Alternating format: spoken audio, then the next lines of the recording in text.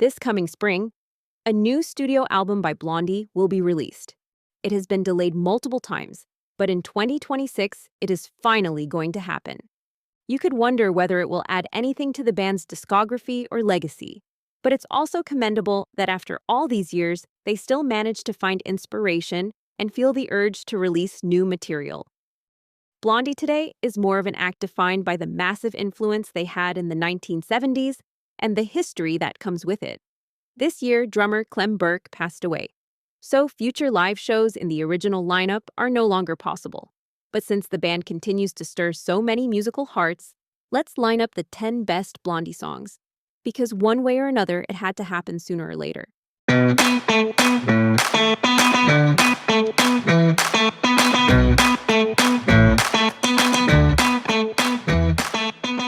Hello, and welcome to a new episode of We're Only in It for the Music, a brand new YouTube series that takes you on a musical journey through videos about pop, rock, jazz, blues, soul, and funk.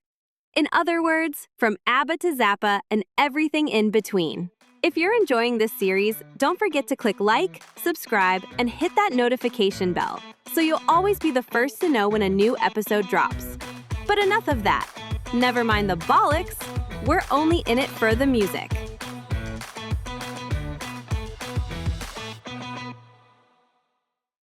The New York-based band Blondie, led by frontwoman Debbie Harry, has released 11 studio albums and no fewer than 38 singles since 1976. So there is in fact plenty of material to work with, and I've gone through all of it for you in order to put together a top 10. Be sure to stick around till the end of this video because there are going to be some honorable mentions as well. So let's get started right away with number 10 on the list. This ranking list opens with the single Maria from 1999, taken from the album No Exit. Since the release of The Hunter in 1982, frontwoman Debbie Harry had embarked on a solo career, and no new studio albums had appeared in the meantime. Hungry fans had to make do with live recordings and remix albums of their beloved hits. But in '99, a new studio album hit the shelves at last. Maria is a very strong radio hit, showing that Blondie still had a great song in them after all those years. It also stands out as the highlight of the No Exit album. Blondie would go on to release 3 more studio albums, but the chemistry of the early years was never recaptured. Together with the 2017 studio album Pollinator, Maria can also be seen as one of the final creative gasps of this New York band. We're sticking with names as song titles for a moment because the iconic Denis is found on number 9 on this list, the first true Blondie classic in the ranking. It remains an irresistibly catchy song that perfectly captures the style of music you immediately associate with Blondie. Sharp, hit-driven new wave tracks sung with a voice that balances somewhere between the sweet 1960s Phil Spector girl group pop and the gritty CBGB's punk of the mid to late 70s. The fact that Denis only lands at number 9 says more about the quality of the song still to come than about the track itself. The song comes from the 1977 album Plastic Letters, which is still regarded as a genuine classic Blondie LP. A funky, hypnotic rhythm pulses through the speakers, and for a brief moment it throws the listener off balance. Is this really punk and new wave phenomenon Blondie? Yes, it is Blondie, in the flesh, but not the track from the self-titled debut album. No, this is Rapture from 1981, taken from the LP Auto-American. In my humble opinion, the last truly great record by Debbie Harry and company. With the reggae single, The Tide is High, the decline slowly sets in, and although the band still released a handful of strong songs after this album, the glory days were sadly behind them. Halfway through Rapture, we hear Debbie push her musical boundaries and explore new territory, as she breaks into a rap passage. In 1981, hip-hop was still in its infancy phase, and Blondie flirted with the genre unabashedly. Admittedly, it sounds a bit clumsy listening back now, but for the early 80s, this was a genuinely bold move. Add to that the fact that Debbie was the embodiment of cool, and she could easily pull off such a stylistic shift. The irresistible musical framework of Rapture makes the track unforgettable, and that's why it lands at number 8 in this Blondie song ranking. Dreaming from 1979 is Blondie at their most classic. Pounding drums, roaring, rocking guitar chords, and Debbie's voice instantly commanding your attention. You have no choice but to keep listening. That's what Debbie Harry does to you, at least to your ears. On top of that, she was, of course, a feast for the eyes and a true style icon. Blondie was always so much more than just a new wave band. They were a groundbreaking group that paved the way for women in pop music. If Patti Smith is the godmother of punk, then Debbie Harry is without a doubt the queen of new wave. It's fantastic how someone who looked like such a sweet little doll princess could deliver such a punk attitude in so many Blondie songs. Dreaming opens the album Eat to the Beat, which, besides this classic, features another legendary track, Atomic. And as it happens, that's exactly the number 6 on this list. Atomic is another song that perfectly captures Blondie's signature style, but it also serves as a prime example of the attitude the band radiated throughout the 1970s. Blondie, in that era, was soft, yet tough, catchy, yet edgy. It's no coincidence that their biggest hits were either irresistibly accessible pop tunes or gritty punk tracks bursting with bravado.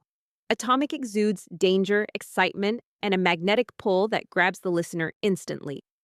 The 2017 spy movie Atomic Blonde matches the vibe of this iconic Blondie track perfectly. The looks of lead actress Charlize Theron strongly resemble Debbie Harry, and this song could easily have been the perfect soundtrack for the film. This ain't no party, this ain't no disco, this ain't no fooling around, this ain't no mud club or CBGB. I ain't got time for that now. David Byrne of Talking Heads already sang it in Life During Wartime, but with Heart of Glass Blondie, who had earned their stripes at CBGBs, went full-on disco. The band did it with such conviction that it never sounded like a cheap attempt to cash in on a trend or a desperate move to stay relevant by following the latest musical fashions. That, however, did become a little bit the case with their post-Auto-American albums. Of course, it helps if you can appreciate disco as a genre, but Heart of Glass from the 1977 LP Parallel Lines is such an earworm that it's simply impossible to ignore. Once you've heard it, it stays in your head for days. Many bands at the time would never have gotten away with it, but Harry's voice carries the song so naturally that it never feels like parody or pastiche. They didn't just adapt to the genre, they created their own version of it. At number 4 on the list, we find an album track from the LP Plastic Letters, the gorgeous Bermuda Triangle Blues, Flight 45. What starts as a mid-tempo, bluesy guitar waltz quickly transforms into a layered rock song with clear echoes of 1970s progressive rock. While Blondie is usually known for their short, punchy new wave songs, here we find the band exploring new musical territory.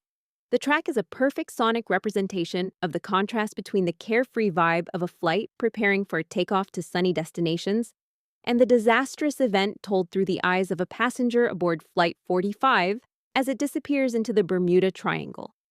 Definitely not one of Blondie's most well-known songs, but absolutely worth discovering, or perhaps rediscovering. We've reached the top 3, and here we find a Blondie track that shows them at their very best.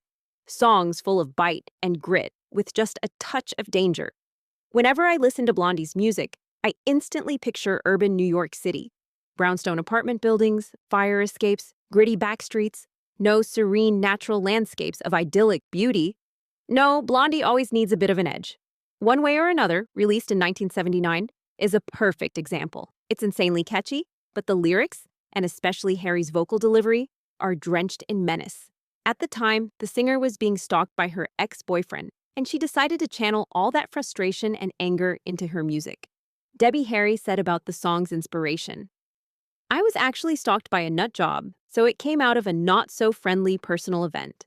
But I tried to inject a little bit of levity into it to make it more lighthearted. I think in a way that's a normal kind of survival mechanism. You know, just shake it off, say one way or another, and get on with your life. Everyone can relate to that, and I think that's the beauty of it. You don't mess around with Debbie, let that be clear. Harry was always far more than just the singer and frontwoman of Blondie. She was a style icon, using her captivating beauty to help propel the band to incredible heights. And yet, it's the fascinating combination of her image as a sweet blonde girl with her tough, no-nonsense edge that made her so unique. As I said, you don't mess with Miss Harry. And that badass attitude is exactly what made her and Blondie so powerful and so unforgettable. At number 2, we find the magnificent Call Me from the American Gigolo soundtrack of 1980. The lyrics were written by Debbie herself, while the music came from Italian disco producer Giorgio Moroder. This unique collaboration resulted in a fantastic driving new wave track that makes it absolutely impossible to sit still while listening. And just as impossible not to belt out the chorus at the top of your lungs. Harry may have always looked like a delicate doll, but she had a powerful set of lungs and an impressive vocal range at her disposal. A second place for Call Me, it is. We're sorry, the number you have dialed is not in. And now, the number 1 of this Blondie song ranking, we stay within the theme of telecommunication, because the top spot on this list goes to Hanging on the Telephone, originally by the short-lived U.S. West Coast power pop band, The Nerves. Blondie scored a huge hit with it in 1978. A cassette recording of the original made its way to Blondie, and the rest, as they say, is history.